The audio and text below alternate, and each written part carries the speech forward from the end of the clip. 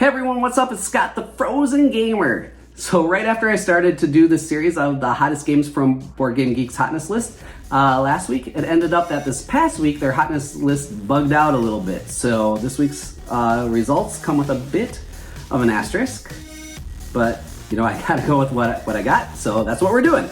So onward we forge through bugs and glitches and hiking down trails to the hot list for this week, February 18th.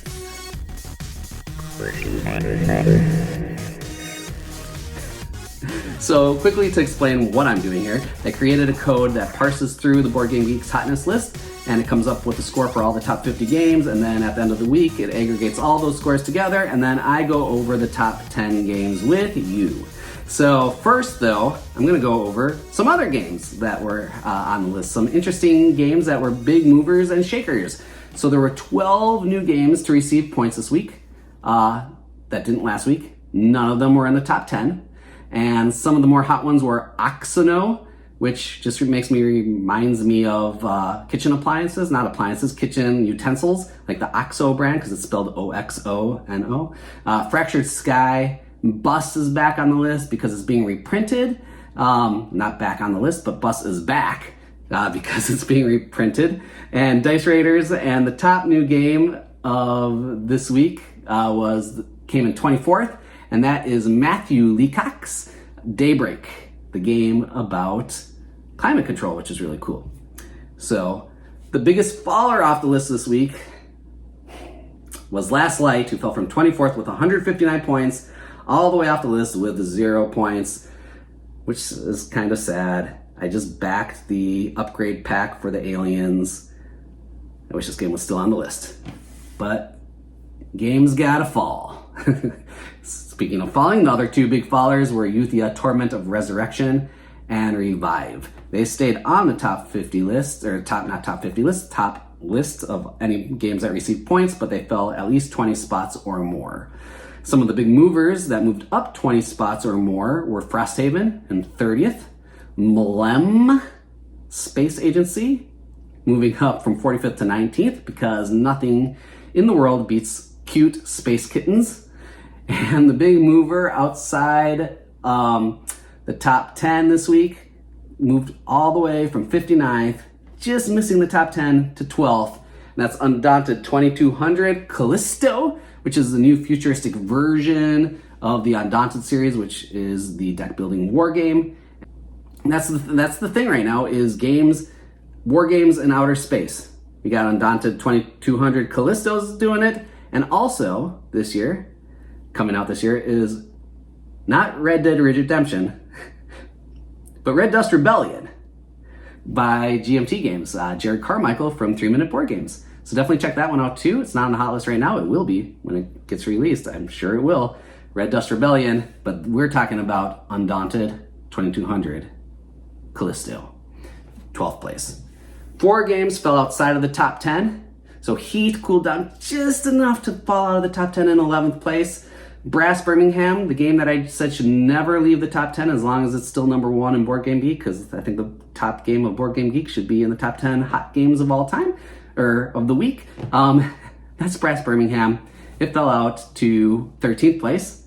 Right behind it was the White Castle, who fell out to 14th place. And the big faller outside of the top 10 this week was from 2nd to 17th, falling 15 spots, was the TCG Altered. So we got all of that fun stats, data of games out of the way. So let's go to the actual 10 hot games of the week. And I wish this game fell to 11th, not because I want the game to do worse than it is right now. And 11th is still amazing, but I'm really self-conscious saying the name. As you know from last week, if you watched my video, Dune, War of Arrakis, or Arrakis. I don't know because I didn't look it up last week after I did the video. It was 8th last week and it fell to 10th. I'm not going to go over games that I already went over in past weeks too much, but just in case you didn't watch the video, don't know anything about the game, this game is similar to War of the Rings. It's not like a remake or a skin of it, but it's a similar style game. It's in the Dune universe though, and it's got sandworms. It's the only thing I know about Dune is sandworms. It's designed by Marco Maggi and Francesco Nepatello, which I didn't mention last week, forgot. And sorry guys, and published by Simon. If you're lucky, you already may have a copy of the game. If you don't have a copy of the game, just hold on to your seats because it's going to be coming out pretty soon. And you'll have it in your hands really soon. And if you really want to, you can spend $300 on Amazon to get it. That is absolutely crazy. Don't do that. Don't spend $300 on Amazon. Just wait. So our number 9 game of the week scored a whopping 2 points more than it did last week because it came in number 9 last week as well. And that game is Voidfall. So Voidfall is a 4X game. Don't forget Exploit. Throwback to last week. This game has a little bit of everything. You can play cooperative, you can play competitive. It's a Euro game, but it's part of a Ameritrash game. It's got amazing art by Ian O'Toole. And they recently announced a second game in the Voidfall universe and a sequel to Voidfall, which is probably what's helping this game stay super hot and in the number 9 place. Voidfall. Number 8 is our first new game to the list. And that is Trailblazer, the Arizona Trail. It was 29th last week and gained over 70 more points this week than it did last week, which helped give it its big bump up to number 8. In Arizona, one of the places I want to go visit is the Grand Canyon. I actually want to go rafting down it. It's like my dream trip. But I also want to go on top of it, but I'm terrified of heights. Like when I go up high in the air and I'm not attached into anything, my legs just become jello and I literally cannot function. I'm like crawling on the ground. Does that happen to anyone else? I just had to bring it up because it's a part of the trail in Arizona.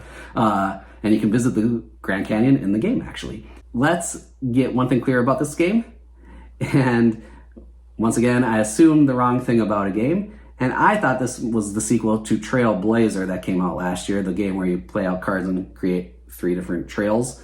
But no, it's actually the sequel to Trailblazers, the John Muir Trail, which makes a heck of a lot more sense because the game name is Trailblazer, the John Muir Trail, which is much more similar to Trailblazer, the Arizona Trail, than Trailblazers.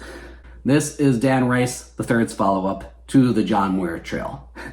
And Andrew Bosner's art is on this one, and somehow it's better on this one, in my opinion, than on the John Muir Trail.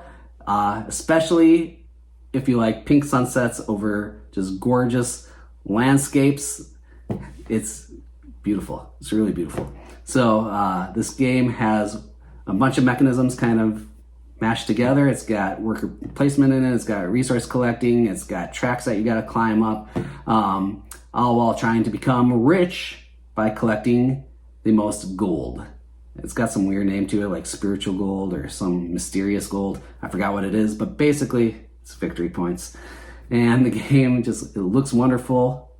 It's on Kickstarter right now. It's made over $100,000, which is the best candy bar of all time, especially if you put it in the freezer. And that is number 8, Trailblazer, not plural, no S to it, Trailblazer, the Arizona Trail.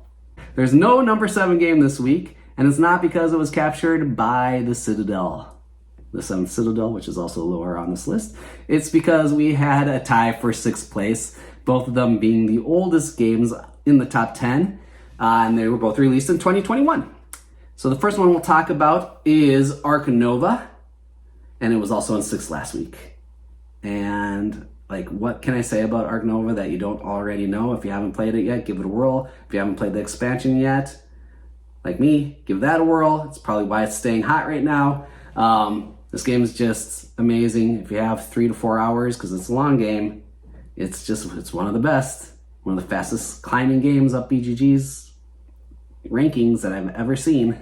So that is tied for 6. The other number 6 game is Imperium Classics, up from 39th last week, which is a huge jump. And this is in the Imperium line of games by Nigel Buckle and David Turchi, and published by Osprey Games. It came out at the same time as Imperium Legends a few years ago, which is also on the list, but way further down. And in classics, you play as a classic civilization, and you take on a different classic civilization, mano a mano style, or civ o civ style. I know the game mostly as a solo game. It's really big in the solo gaming community, but you can play it multiplayer as well. And it's pretty complex. It's a bit of a heavy lift, but if you're willing to go down that path, it's worth it. It's a great game. That is Imperium Classics. Guys, big news. Messenger coming with the big news. The king has fallen. The king has fallen. Or should I say the mob boss has fallen, because our number one hot game from last week, Speakeasy, has dropped down to number 5 this week. This is Vital Lacerda's game with the always gorgeous art by Ian O'Toole. It slipped a little bit this week. It's still doing great at number 5. It's getting over 300 points, which is not easy to do. In this game, you'll be doing typical things that mobsters do. You're going to be running casinos and illegal speakeasies, dealing with dangerous folk, dangerous men in the mafia world, and running illegal spirits by driving around the cutest trucks that I've ever seen in a game, maybe in a toy ever. They got little illegal barrels of liquor in the back. And I know that all of Lacerda's fans are going to flock to this game, and maybe because it's supposed to be on the lighter end of his heavy games, which means it's still very heavy, but it's on the lighter end, maybe we'll get in some non-heavy gamers as well. That's number 5, Speakeasy. It's just gorgeous. Chef's kiss. Our number 4 and 3 games stayed the same this week. They nearly scored the exact same amount of points as last week. That is ISS Vanguard and Wormspan, respectively. Dragons in space, if we combine them together, which I'm surprised nobody's done before in a game. I mean, they're magical, right? They're magical creatures. I know that Connie Vogelman and Jamie Stegmaier, they want us to believe that dragons are real with their giant encyclopedia that they made to put in the game. And I'm just kidding. I actually think that's one of the cooler things that's ever been put in a game. But dragons are magical, right? They should be in space. They can breathe without a helmet on. And heck, Reiner Knizia just put cats in space. Let's put the dragons in space. Come on, let's do it. Check my notes. Where am I? got off tangent there. So ISS Vanguard. There we go. Forgot which game we were talking about. You run through a huge campaign, building up your troops, your space guys, astronauts. That's what they're called. While they're in the space station, then you go out and explore the planets, and you're doing this using your dice that you have to the best of your ability. Wormspan is obviously the follow-up to Wingspan, which everyone knows unless you've been living on the space station for the past few years.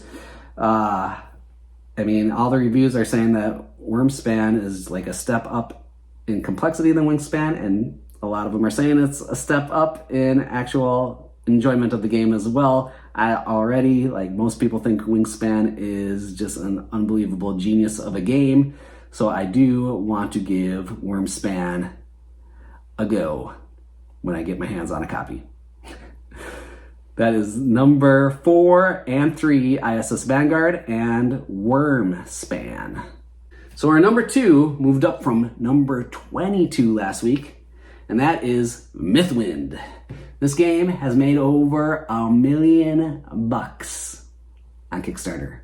Over $1 million. Who wants to be a millionaire? And I just went in and did Slumdog Millionaire in a Russian accent. Not on purpose. I am an actor. This game is designed by Nathan Lige. I'm sure I mispronounced that last name. And Brandon McCaskill. It's a solo and cooperative. According to them, it's a solo and cooperative cozy board game set in a whimsical valley with magical sprites. So the game's an open-ended game, and you can play as long as you want before you stop. And once you do stop, it's got this really simple cleanup / save system that you can just put the game aside for a while, and when you have your group back together, you can take it out and you start up exactly where you left off. One of the reviews that I read said the game kind of made them feel like Farmville, if you remember that old phone game. Does anyone play that anymore? But it's got this relaxing, Mythwind has this relaxing feel to it in the game. Instead of building up farms though, you're building up your town. And it just sounds like the most relaxing game ever. Sounds even more relaxing than the game that I told my kids I wanted to play today, which is Let Dad Take a Nap. Please, for the love of God, let Dad take a nap, gosh darn it. You can play Mythwind solo or cooperatively, whatever way you want to play it, whatever is going to be the most peaceful to you, and it just looks great. That's our number 2, Mythwind. So that leaves us with our number 1 game this week. Let's look over the horizons to find it, because it is Imperium Horizons, moving up from 12th last week. Just missed out of the top 10. So not only is this game number 1 this week, it received 350 points. That's a perfect score. Number 1 every day of the week. That's partially because BGG glitched out. But let's just recognize Imperium Horizons for the amazing task despite the glitch. We won't give him an asterisk. Let's just give it to him. Perfect score. Nigel Buckle and David Turchi and Osprey Games are back again with the 3rd game in their line of the Imperium games. And just like the other Imperium games, you're going to be a civilization competing against another civilization to see which one's the greatest. And there are 14 new civilizations in this game, in Horizons. I'm only going to announce the ones that I can pronounce because there's a heck of a lot that I can't pronounce. And some of those are the Cultist civilization, the Inuit, the Japanese, the Martian, the Mayan, the Polynesian, and the Wagadu. And I just threw in the Wagadu to challenge myself, but it's also very fun to say it. And I found out today that Wagadu is just like another name for the Ghana Empire. So the things you learn from board games, always learning. Imperium Horizons is not just like a rehash of the other Imperium games. It adds a new mechanism to it, which is the trade module. And I believe that all the other games can run with that trade module as well. And the best part about Imperium Horizons is that you can mix it with Imperium Legends and Imperium Classics. So now you have a whole buttload of civilizations to play. And I'm going to end my segment today by saying buttload. So that's it for this week's games that are on the hot list. And spoiler for next week, Imperial Horizons got first place the first day of this week. So for me, my spoiler is that I just want Dune of Arrakis to be off the list so I can be done saying that. Even though I'm sure the game is amazing, I don't want to say it anymore. But I do want to keep saying Wagadu. Wagadu, Wagadu. So that's it. Peace. Stay cool.